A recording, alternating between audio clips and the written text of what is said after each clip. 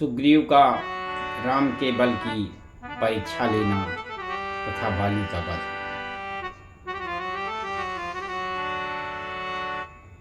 कहसे सुग्रीव सुनहु रघुबीरा, बाली महाबल अति रणधीरा।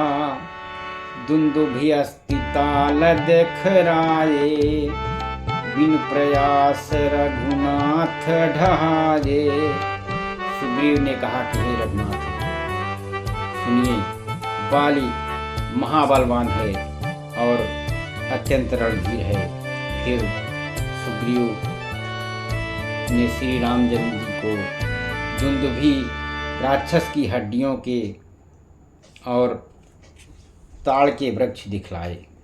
श्री रघुनाथ जी ने उन्हें बिना ही परिश्रम के आसानी से ढहा दिया।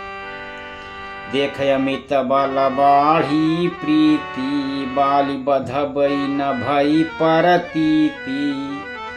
बार बार नावई पद सीसा, प्रभु जान मन हरसि कपीसा।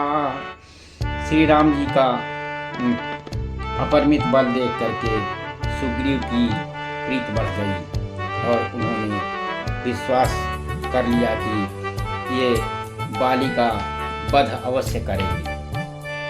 वे बार बार भगवान के चरणों में सिर झुकाने लगे और प्रभु को पहचान करके सुग्रीव जी मन में प्रसन्न होने लगे। तो उपजा ज्ञान बचन तब बोला, नाथ कृपा मन भयम मलोला।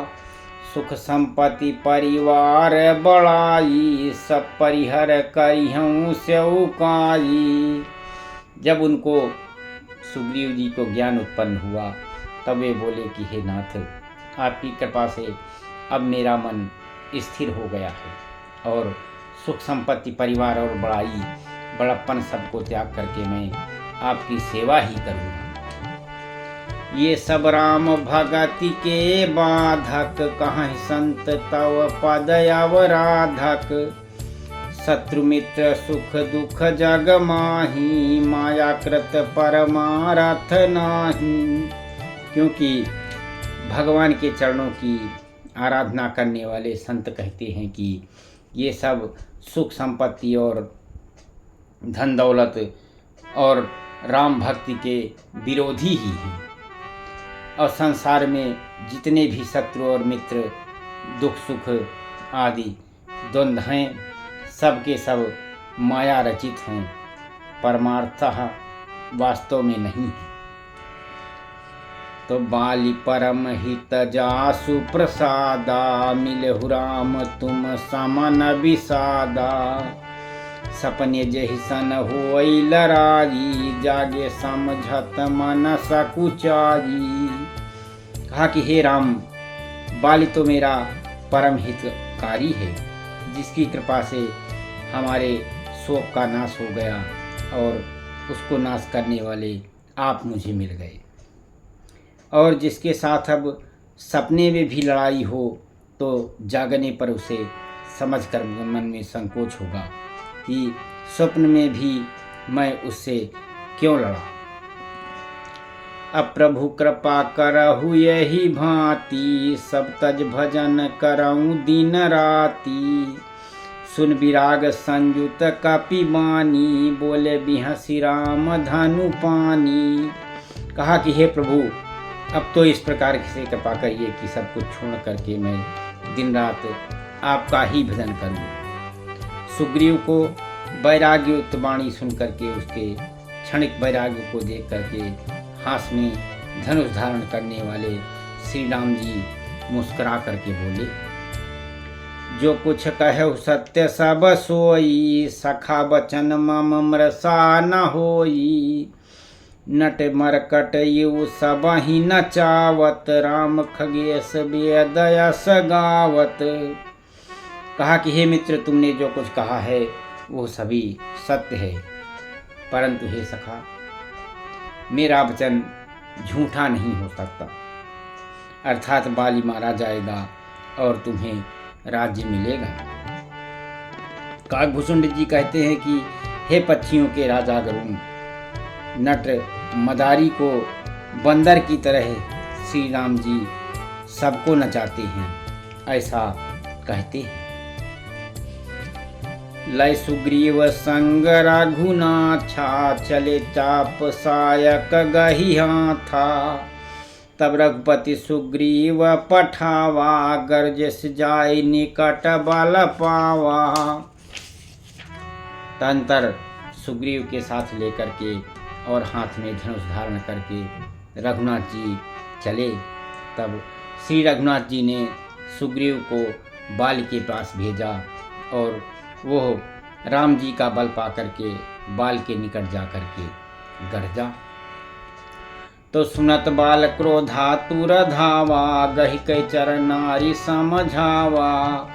सुनपत मिलहि जिनहि मिलौ सुग्रीवा, तेजो बंधु तेज बल सीमा। और बाल सुनते ही क्रोध में भर करके तेजी से दौड़ा।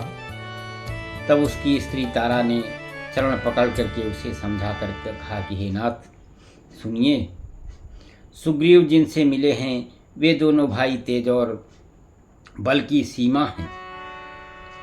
कौशलेय सुत दशरथ रामा, कौशलेय सुत लक्ष्मण नामा। कालहु जीत सकहि संग्रामा।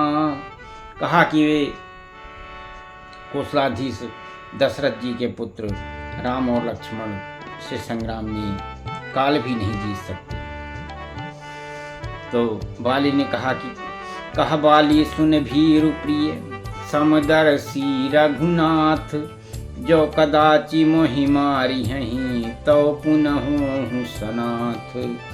कहा कि हे भीरु डरपोक प्रिय, सुनो, श्री रघुनाथ जी समदर्शी हैं। वे अगर मुझको मारेंगे तो भी मैं सनाथ हो जाऊंगा, अर्थात परम पद को प्राप्त कर जाऊंगा। अस कहि चला महाअभिमानी, तृण समान सुग्रीव ही जानी। भिरेउ भव बाली अति तरजा, मुठका मारी महाधुनि गरजा। ऐसा कह करके वह महान अभिमानी वाली सुग्रीव को तिनके के समान जान करके चला और दोनों भिड़ गए। बाली ने सुग्रीव को बहुत धमकाया और घूंसा मार करके बड़े जोर से गरजा। तब सुग्रीव विकल होई भागा, मुष्ट प्रहार वज्र सम लागा। मैं जो कहा रघुवीर कृपाला, बंधु न होई मोर जेह काला। कहा कि तब सुग्रीव ने व्याकुल होकर के भाग लिया और घूंसे की चोट उसे वज्र के समान लगी। सुग्रीव ने आकर के भगवान राम से कहा कि हे कृपाल रघुवीर, मैंने आपसे पहले ही कहा था कि यह बाल मेरा भाई नहीं है बल्कि मेरा काल है।